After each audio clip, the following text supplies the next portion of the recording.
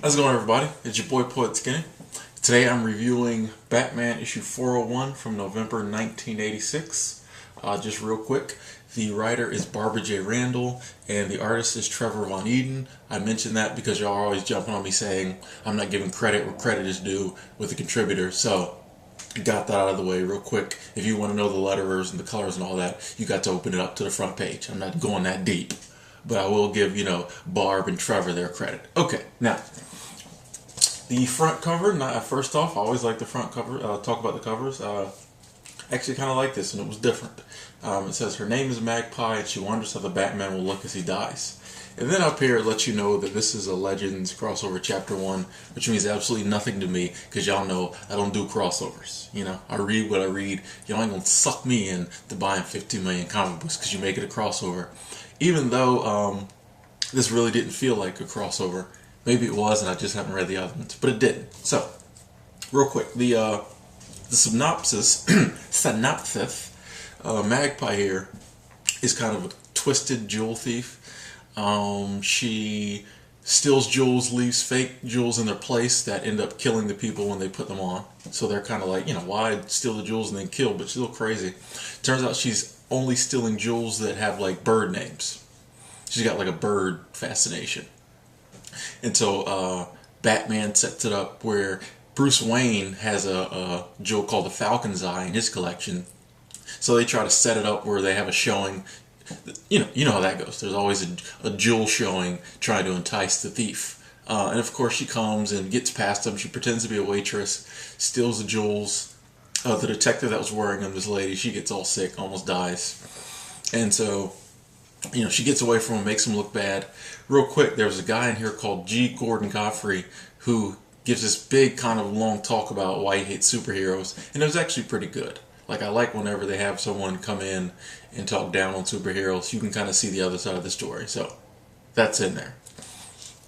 Anyway, then Batman figures out where Magpie's hideout is because he's like, she's a creature of habit. It can only be one of two places. And sure enough, it was. That was kind of cheap to me. Like, let's make him do some real detective work.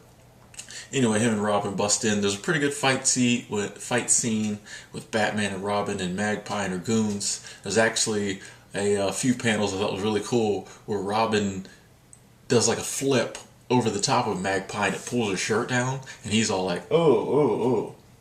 Like, like trying to be a gentleman, but really I know he's probably like, boobies, ooh, I don't like those. I always have my doubts about Robin, especially Jason Todd.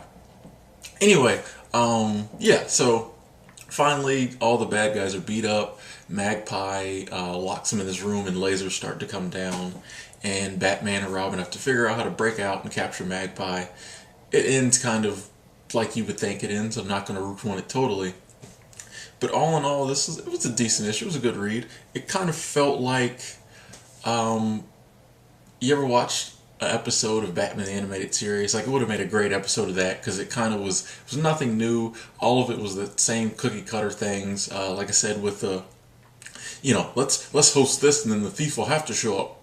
That kind of thing. And then, this is how we'll defeat him. It was all kind of felt like you could rush through it in a 30-minute cartoon. But it was an interesting read. Interesting to see if in issue 401, Magpie appears again. I don't think so. I have to look up and see where Magpie ever appears. It'll be interesting to see if anything from this issue ties into 401. So, that is my review. And the reason why I say be interesting to see is because a lot of these are the first time I'm reading them. That's why I wanted to start at Batman 400 and go on, because I haven't read a lot of these. So I want it to be fresh, new and exciting to me too. So yeah, anyway, that's 401.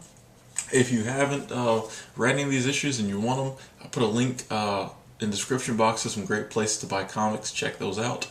And also, if you enjoy these reviews and want more comic related stuff and other stuff, check me out on Twitter, check me out on Facebook.